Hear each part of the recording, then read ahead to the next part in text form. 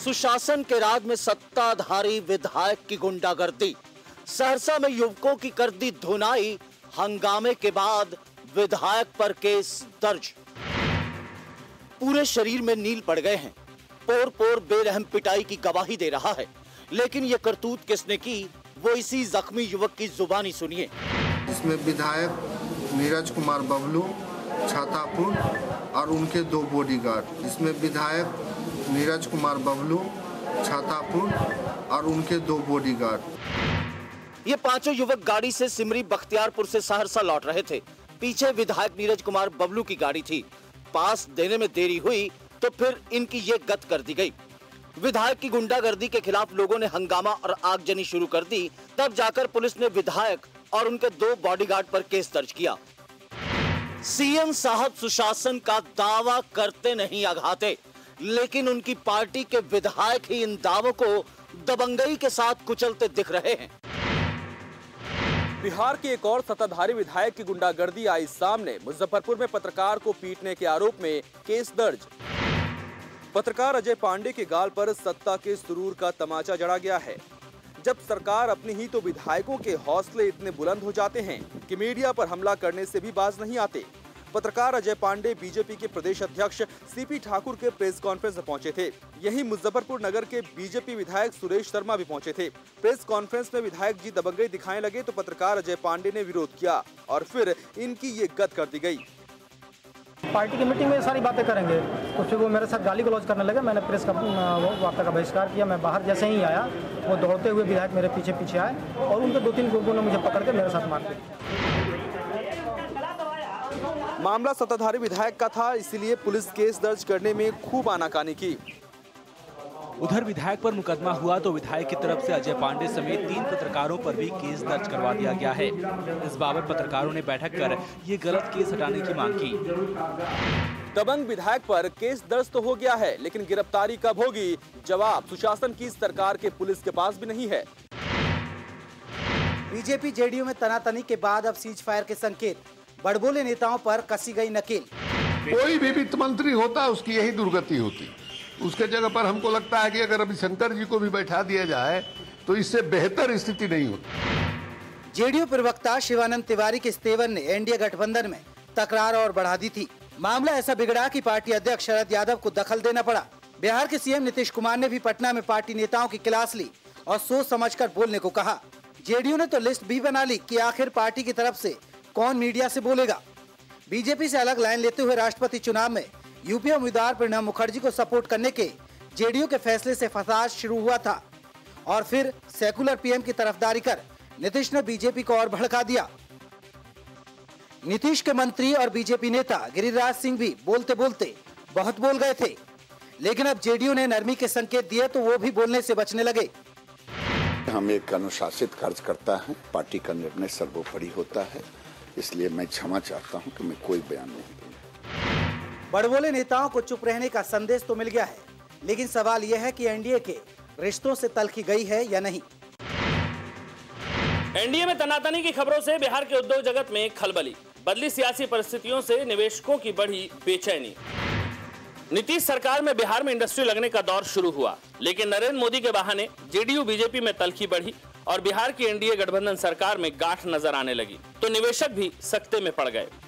और जो नई गवर्नमेंट आई तो इसमें इन्वेस्टमेंट का बाढ़ आया, just because there was change in the environment.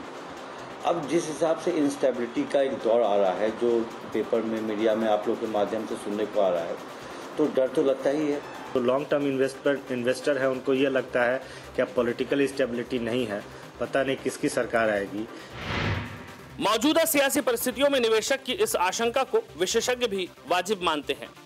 कुछ इंस्टेबिलिटी जब दिखाई पड़ता है तो उसमें इन्वेस्टमेंट या जो इकोनॉमी में जो एक स्टेबिलिटी है वो कहीं ना कहीं इफेक्ट करता है। बिहार की गठबंधन सरकार ने निवेशकों को लुभाने की कोशिश की थी, लेकिन गठबंधन में पड़ी गांठ से मामला बिगड़ता दिख रहा है।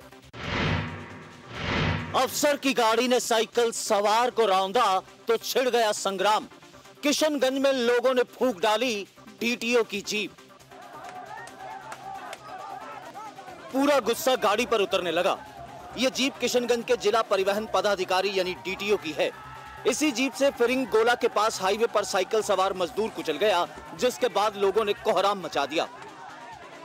एक जत्था तोड़फोड़ में जुटा था तो दूसरी तरफ सड़क पर जाम लगा दिया गया, लेकिन गुस्से की आग इतनी जल्द शांत होने वाली नहीं थी। आक्रोशित लोगों ने आओ देखा न ताओ और जीप को आग के हवाले कर दिया। आगजनी और जाम के चलते हाईवे पर गाड़ियों की आवाजाही बंद रही। जैसे ही खबर मिला हम यहाँ पहुँचे हैं और हम देख रहे हैं कि हमें स्टूडेंट का प्रॉब्लम है। मौके पर पुलिस पहुंची, हाथ जोड़ती रही, तब जाकर कहीं लोगों का गुस्सा शांत हुआ। डीटीओ की जीप के धक्के से मजदूर बुरी तरह से जख्मी हो गया था। इलाज के लिए उसे सिलीगुड़ी रेफर किया गया है। रामगढ़ में ट्रक और ट्रैकर की भिड़ंत में 8 बारातियों की मौत। हादसे से गुस्साए लोगों ने सड़क पर मचाया गदर। शादी की खुशी में सब शरीक होने जा रहे थे, लेकिन काल ने दबे पांव ऐसी दस्तक दी कि पूरा माहौल ही गमगीन हो गया। इसी ट्रैकर में सवार होकर लोग रामगढ़ से बारात के लिए निकले थे, लेकिन गिद्दी के पास तेज रफ्तार से आ रहे ट्रक ने जबरदस्त टक्कर मार दी। हादसा इतना भयानक था कि ट्रैकर का कचूमर ही निकल गया और मौके पर ही 5 बारातियों ने दम तोड़ दिया। 3 की अस्पताल में मौत हो गई, जबकि कई जिंदगी की जंग लड़ रहे हैं। हादसे के बाद तो लोगों के गुस्से की आग ऐसी भड़की कि ट्रक खाक हो गया। हाईवे पर कई ड्राइवर गाड़ियों को हवाई जहाज की तरह हाँकते हैं और यही लापरवाही हादसे को न्योता देती है। पटना में सरेआम एक महिला ने दारोगा की कर दी पिटाई। बेटे को चोर बताए जाने पर भड़क गई थी महिला।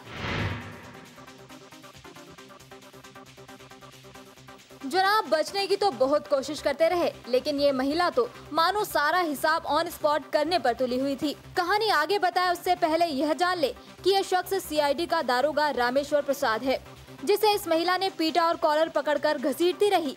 पटना के गर्दनी बाग इलाके में अनीता देवी इस दारोगा को ऐसे ही धकियाती रही। दरअसल सीआईडी के दारोगा रामेश्वर प्रसाद ने अनीता के बेटे पर चोरी का आरोप लगाते हुए उसे थाने घसीट लाए थे।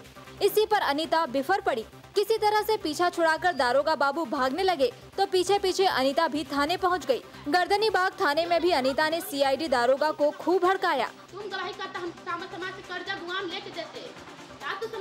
रही सही कसर गर्दनी बाग के दारोगा बाबू ने पूरी कर दी और सीआईडी दारोगा की क्लास ले ली। सीआईडी दारोगा पर महिला के साथ मारपीट का भी आरोप है। पुलिस पूरे मामले की जांच कर रही है। रांची में मरीज की मौत पर हुआ बवाल। डॉक्टरों पर लापरवाही का आरोप लगा, किया हंगामा।